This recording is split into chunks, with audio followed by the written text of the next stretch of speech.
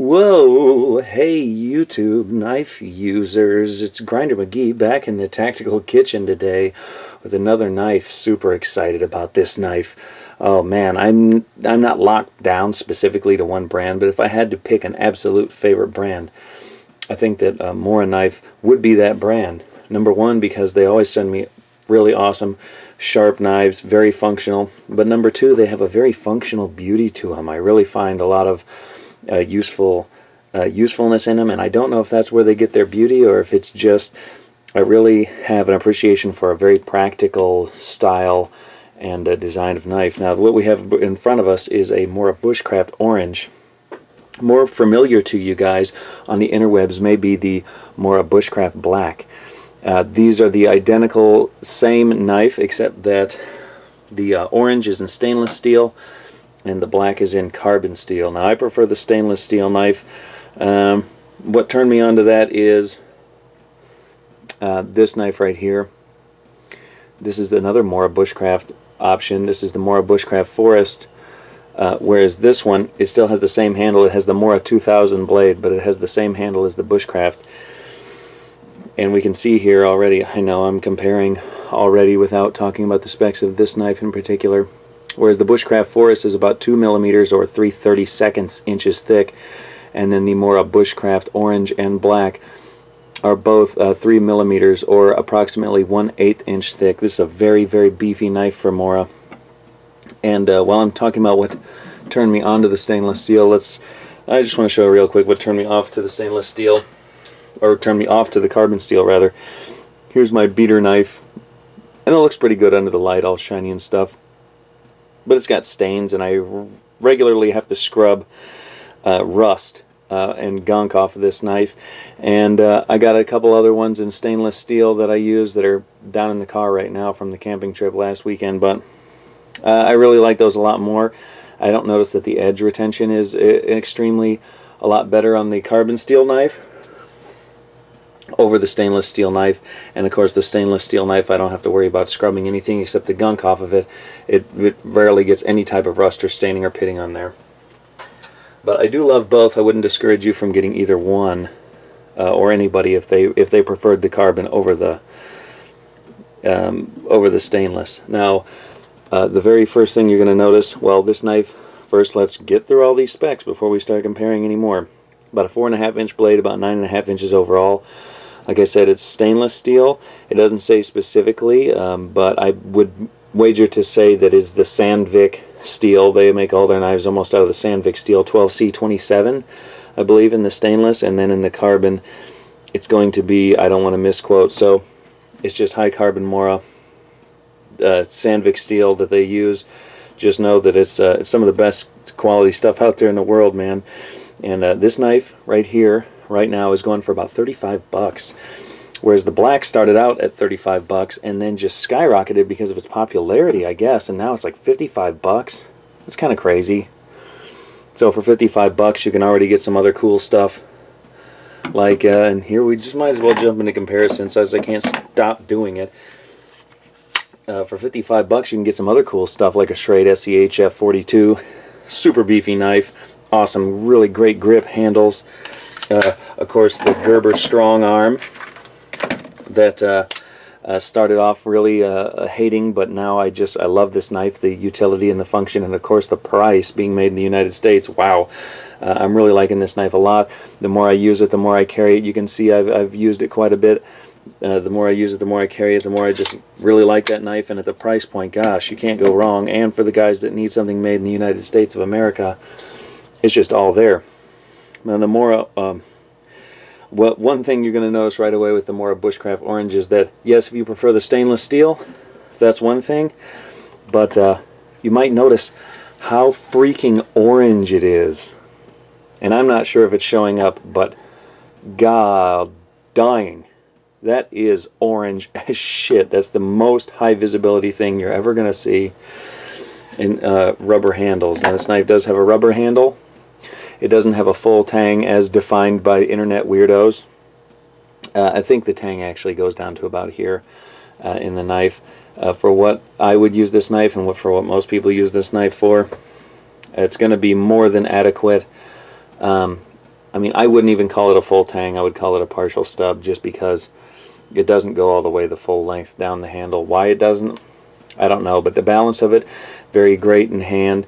It only weighs about 4 1/4 ounces, which is extremely lightweight compared to even something like this Becker BK16, which I think weighs in around 6.2 ounces or something like that. So here we got a 4.2 and a 6.2, and this is actually a very slim, light, utility, everyday carry kind of belt knife, utility knife, outdoors knife kind of design. Still, the Mora beats it in weight as far as being light. Now, being light is not something that you might be looking for. You might be looking for something heavy in hand, but when you're comparing the 4.2 ounces of that to the 3.2 ounces of the Forest, and even a little bit lighter Mora Clipper Companion, then as far as as talking about a Mora knife, you've got a much beefier option. Gee whiz, where are we at here? We've got to be about 6 minutes in. I was trying to keep these videos under 10 minutes, but man, I just love knives. I love Mora knives. Well, I have a lot to say. So let us compare it one more time to one more thing. And because I've just been forgetting this one, I don't know how. What brought me back into wanting to make the videos again was the surprise that I got from this Cold Steel Master Hunter in CPM 3V. What a fantastic, fantastic knife. Where does this one weigh in at? Oh, the Outdoorsman. I would be willing to bet that it's around 6 ounces for this one too. Dang it, do I have to get the scale? Where is it? Hold on, I will. This knife is fantastic, CPM 3V. I've been using it in the kitchen a lot. It was just so surprising to me when I got it, because I've had Master Hunters before. Yeah, 6.0 ounces. So even this knife, which is relatively light, has extra weight in it. And it might not be a full tang, depending on how you define full tang. It's definitely not a visible tang. It's encapsulated in this rubber overmold, but it does go the full length of the handle. So to me, this is a full tang knife, and I bet you anything that's where that extra 2 ounces comes from, is in that tang. It can't be from the grind, because the grind is not overly beefy. Let us look at these two knives in comparison to each other this way. Now, the thing that I know from using these knives, and that you might find from comparing these knives, the Master Hunter, say, compared to the full flat grind, rather, of the Master Hunter compared to the Scandinavian grind of the Mora knife, is that it's really more designed for wood carving, and it really tends to bust off huge splinters of wood when you're using this hammer grip and stiff arm leaning into a carving project. But I make this video to also illustrate that this knife can be usable in a numerous range of utilitarian uses as well. Now here we have something that I've decided to start showing you guys. Besides doing the close-ups, this is the can of Play-Doh Can of Truth. I want to show you the cross-sectional geometry. Now, why me? How tactical, right? Okay, check out that cross-sectional geometry, right? This helps to illustrate what a cross-sectional geometry is. The cross-sectional geometry is the geometry that you would see staring on at the top of the knife, rather than just an edge geometry or a blade grind type, where you see this has the full thickness of the entire stock all the way down, except for this very edge, which is ground. This is called the Scandinavian grind typically, even though I see this one has a micro bevel on it. That doesn't matter. The grind stays the same. It is Scandinavian. Let's do that next to the Mora Bushcraft Forest. Why? Oh God, no, don't kill me. Okay, now you see the difference in the sizes of the holes there at maybe a ½ inch of penetration. You see that this one has a lot less. This one has a lot less resistance happening. Now let's take it compared to another knife like the Gerber Strong Arm here. Why? No, so much punishment one day. Don't do this to me. Now look at the enormous channel that this has opened up due to the just the specific configuration of the tip on this knife. So that just gives you a brief overview and you know, just a further illustration of the type of penetration and puncturing that this knife can you know, aid with in I would say utility tasks, but I guess also bad guy stabbing, if that's what you're looking for.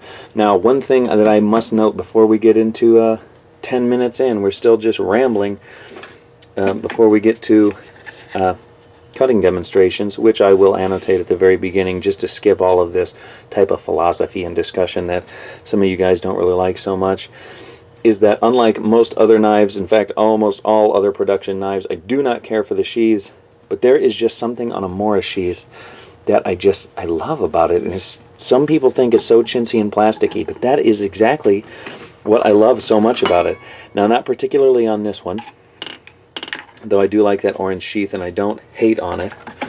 But let's take a look at the new Mora Pro and listen to this noise that it makes when you... Oh, just wait, let me shut up.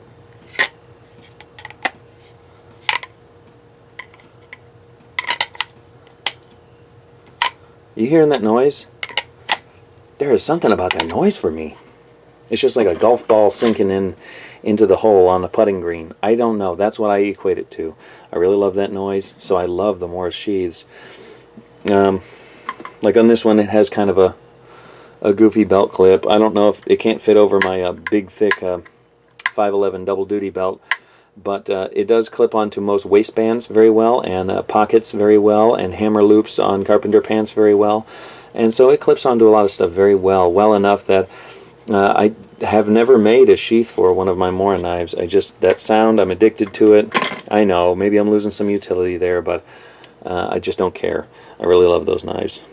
So here next to the Mora Pro, we can see that the Bushcraft is actually quite a bit beefier, and it has another inch of blade as well. Let's look at the thickness. Once again, I think we're about 3/32 thick on the Mora Pro, and we're 3 millimeters or 1/8 inch thick on the larger Bushcraft orange.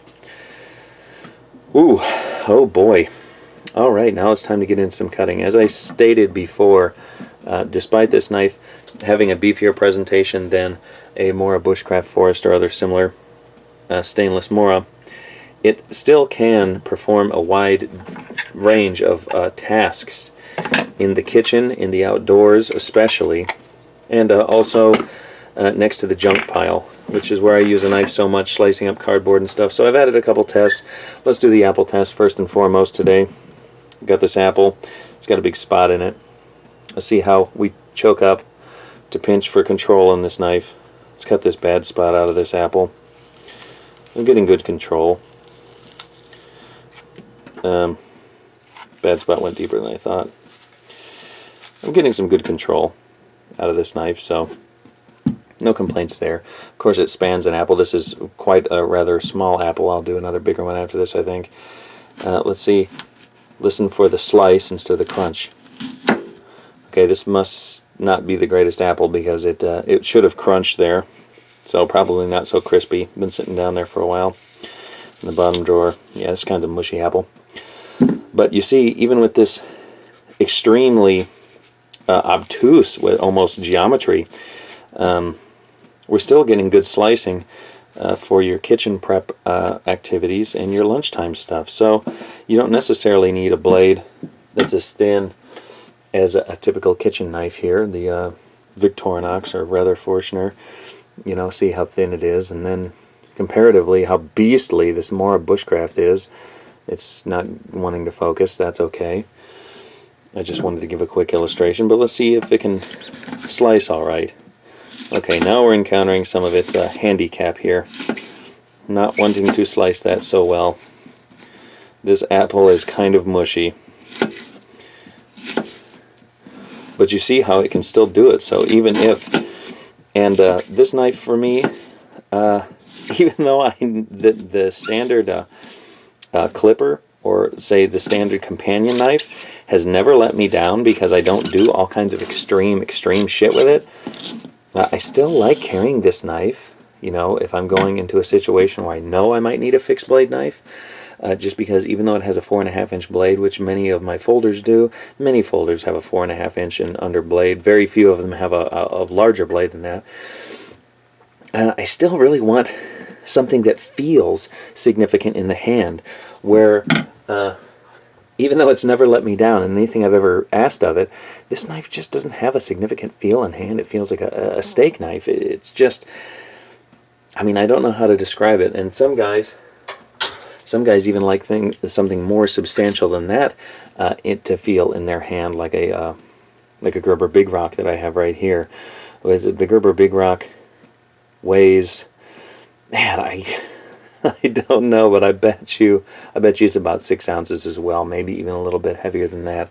The one I had reviewed the other week, the SE4, I know that one weighs like 7.2, so some guys like a 4.5-inch knife that has a lot more beef even than this, but this is about the minimum that I would go for if I'm looking for a really robust field knife. Gosh, I'm just talking my ass off today. I'm sorry, guys. Alright, everybody, I had to deviate and leave my kitchen for just a moment to show you how this thing carves on wood. I won't be demonstrating any other knives for comparison in this, but I did want to talk about real quick, since I had ignored before, the balance of this knife, which tends to be a little bit in front of the forefinger, kind of right in line with the point on this guard here. Very wonderful feel in hand. I don't necessarily like this finger groove, but overall the soft rubber overmold is quite comfortable.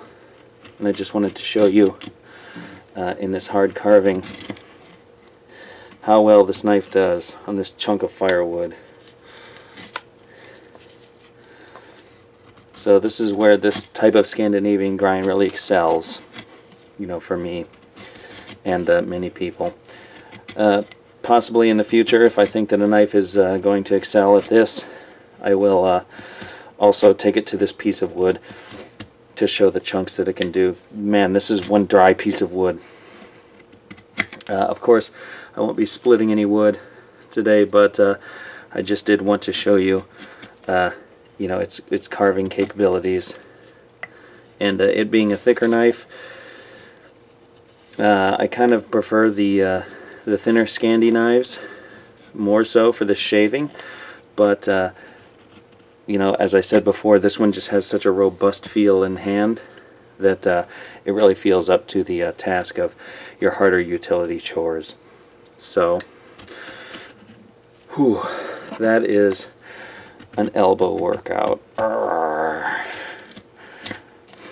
Anyway, there you go. My battery's almost dead, but I just wanted to show you real quick how this guy whittles, and he does a fantastic job.